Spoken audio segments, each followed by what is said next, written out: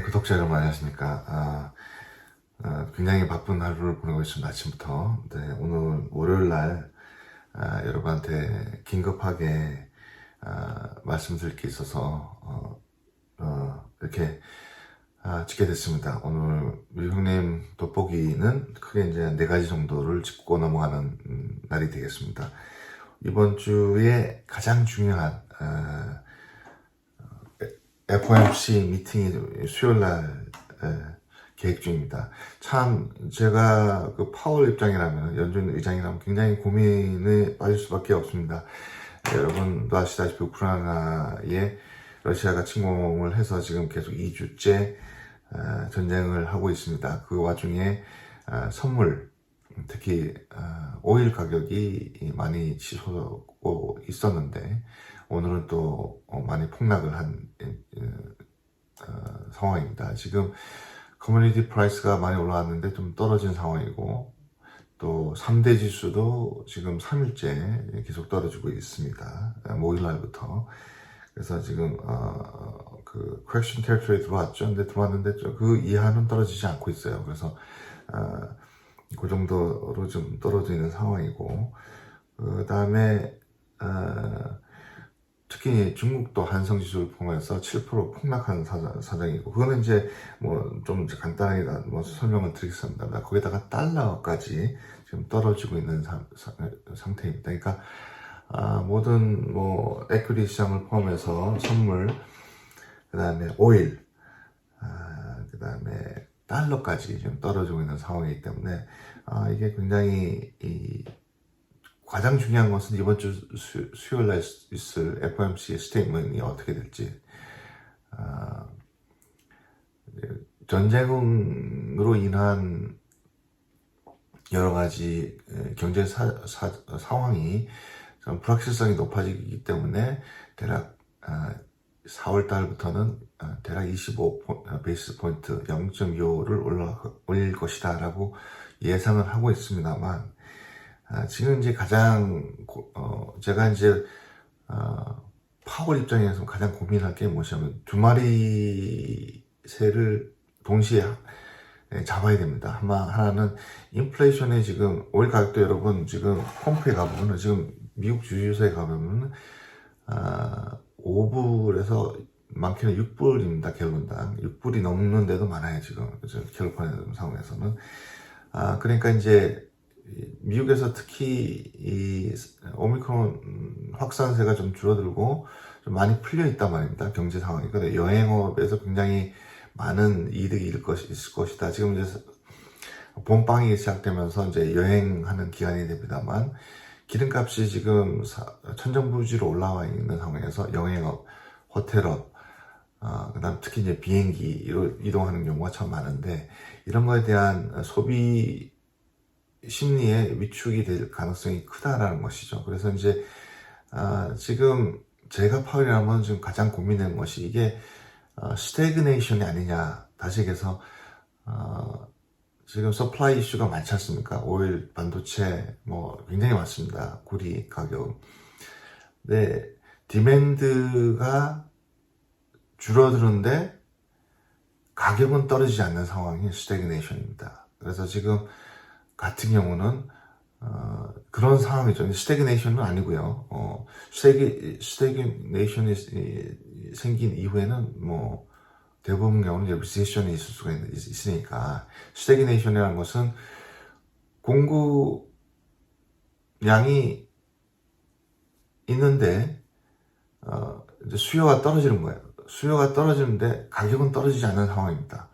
그러니까 아무도 안 사는데 오일 가격은 떨어지지 않는 상황이죠. 그게 이제 가능성이 전혀 없지 않다라는 얘기입니다. 그래서 그 와중에 미국에서는 이제 오미크론 확산세를 줄어들고 또 많이 이제 마스크를 안 써도 되는 상황이 지금 오고 있는데, 중국 같은 경우는 특히 오미크론 환자의 확산세가 굉장히 무섭게 늘어나나 봐요. 그래서 오늘 같은 경우는 한성지수가 7% 급락하고, 특히 여행이라든지 이 갬블링하는 빠찡코라든지 이런 업체를 중심으로 해서 나스닥 위에처럼 변동성이 큰 하이텍 위주로 굉장히 많이 지금 떨어지고 있습니다.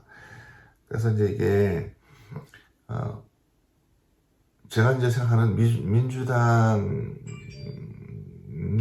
전략률을 풀지 않고 그 다음에 기존에 있는 지금 파이프라인이 많은데 미국에 오일을 뽑아낼 수 있는 양이 굉장히 리저브가 많거든요. 그런데도 이제 그거를 지금 하지 말라고 줄이고 있는 입장은 좀 잘못된 전략적인 결정이 아닌가라고 제가 비판을 좀 합니다. 근데 제가 그런 걸 정책에 대해서 얘기는 할 수 있지만 변화될 것 같지는 않습니다. 지금 만약에 우크라이나와 러시아 전쟁이 장기화될 경우는 이제 미국 경제도 좀 심상치 않은 것이 그 달러 가치가 떨어진다는 얘기는 그 원인을 찾아보면 사실 우크라이나 전쟁 때문입니다. 그러니까 왜냐하면은 각국이 달러의 지금 외환을 가지고 있는 게 달러뿐만 아니라 많지 않습니까? 엔화가 있고 중국 화폐도 있고 유로도 있는데 각국에서 달러의 리스크가 커지니까 이 영어로 하면 이제 다양한 달러 외에 다양한 각국의 다른 기축동화국 있죠. 그러니까 유로, 엔화 이런 쪽으로 많이 좀 디버시피케이션을 좀 하고 있다라고 이제 평가를 할 수가 있는 거죠. 달러 가격이 떨어지는 것은, 달러 가치가 떨어지는 것은 사실 바람직한 현상은 아니거든요. 그래서 달러를 기축통화국으로서 달러 가치가 떨어진 건 그렇게 좋지 않습니다. 왜냐하면 미국은 수출입 물량이 굉장히 적기 때문에 달러로 결제하는 국가들이 많으면 많을수록 유리한데 지금 전쟁이 계속 지속되면 각국에서 특히 아시아권이라든지 이런 쪽에서 유로화가 달러를 줄이고 유로화나 엔화를 늘린다든지 이렇게 될 경우에 수가 지금 많거든요. 그래서 달러가 지금 약간 약간 떨어졌어요. 그래서 그 부분에 대해서는 제가 굉장히 우려가 됩니다. 그러니까 요 문제인데 특히 이번 주에 가장 중요한 발표가 FOMC 스테이트먼트입니다. FOMC에서 어떤 언급에 나에 따라서 시장이 또 한번 볼라티리티가 많아지는 그런 시장이 또 될 거라고 생각합니다. 이미 이자율이 올라간 것에 대해서는 시장에서 인지를 하고 있기 때문에 거기에 대한 리스크는 시장의 변동성은 크진 않겠지만 다른 리스크, 제가 이거 말씀드린 이런 다른 리스크들이 굉장히 많기 때문에 굉장히 올해 3월달, 이제 4월달 되면 1분기가 지난 입장에서는 굉장히 3대 지수가 4% 이상 떨어졌으니까 나스닥도 그렇고, 그렇죠. 하지만 기본적인 우리의 스탠스는 이미 저희는 방송에서 몇 달 전부터 이런 상황을 대비해서 펀더멘털이 강한 가치주의 위주로 중심을 잡아라 라고 했기 때문에 여러분들은 다 떨어져도 그렇게 크게 무리가 안 되는 상황까지가 온 거죠. 그러니까 만약에 자기 폴폴리오가 반토막이 났다 이렇게 되는 경우는 가지고 있는 폴폴리오가 작년에 가지고 있었던 굉장히 펀더멘털이 없는 성장주 위주로 가지고 있는 분들은 좀 문제가 크겠지만 방송에서 얘기했던 펀더멘털이 강한 거, 미국 평균 100대 위주 방송에서 얘기했던 가치주 위주로 가지고 계시면 크게 무리는 없을 것이다. 장기 투자하는 데 있어서. 물론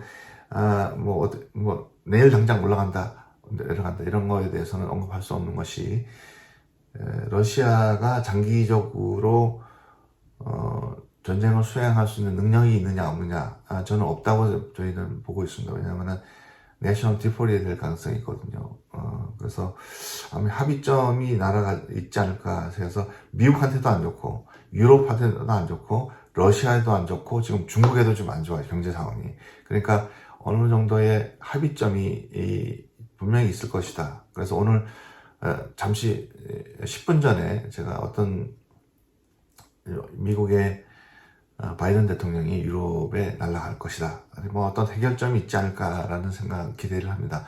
만약에 러시아, 우크라이나 사태가 진정이 되고 합의점을 가지고 게 되면은 뭐 그 상황에 있어서 미국의 주식시장의 안정 내지는 성장이 굉장히 빠른 속도로 전개될 가능성이 분명히 있기 때문에 장기화되면 될수록 모든 나라가 좋지 않기 때문에 그렇게 될 가능성이 장기화하기는 좀 어렵지 않겠느냐라는 생각과 바람이 있습니다. 그래서 저번 방송에도 말씀드렸다시피 희망을 가지고 전쟁에 대한 어떤 리스크는 제가 해결될 수가 있는 부분이 아니기 때문에 제가 전번 방송에도 얘기했습니다.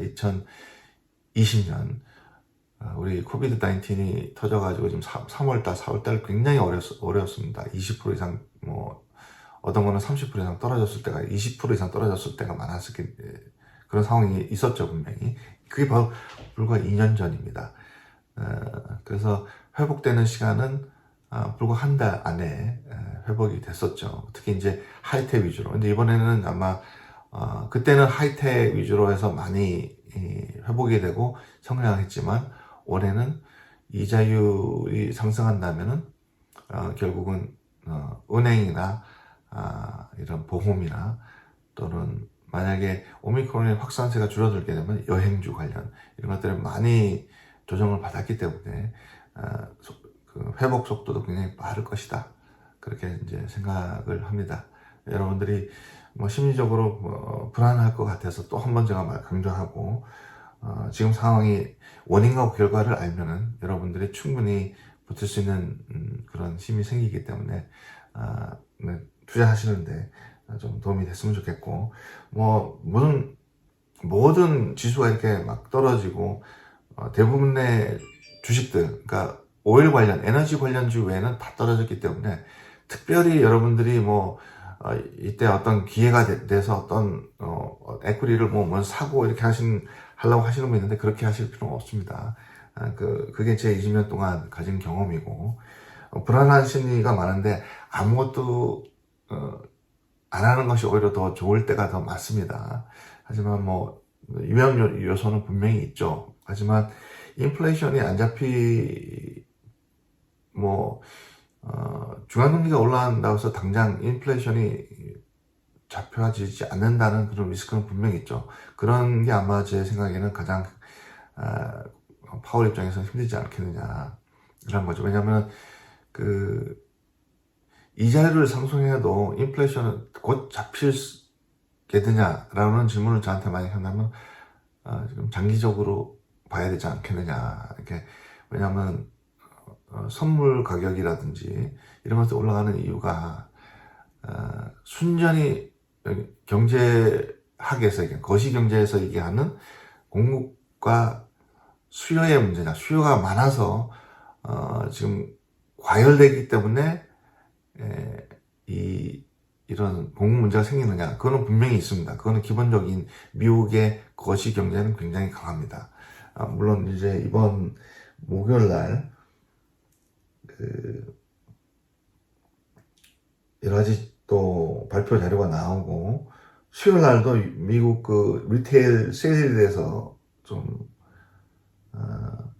얼마나 늘어났는지 봤는데 아마 올라가는 속도는 좀 줄어 있는 거로 저는 평가를 하고 있습니다. 그래서 봐야 되겠지만 미국 경제는 지금 거의 풀 임플로먼트에다가 사실 굉장히 좋습니다만 그거 플러스 아마 공급 소스나 공급에 대한 문제는 굉장히 지금 큰 문제거든요. 그래서 이게 아마도 장기화되게 되면 큰 문제가 된다. 근데 이런 문제는 미국에서만 풀어서는 안 되고 하여튼 정치적인 부분이기 때문에 제가 말씀드리기가 굉장히 조심스럽긴데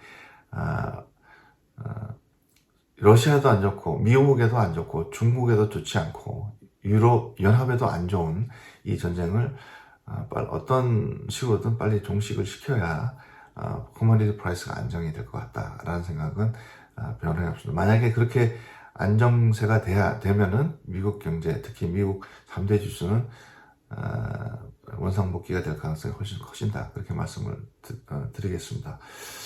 네, 여러분 감사합니다. 수요일 날 뵙겠습니다.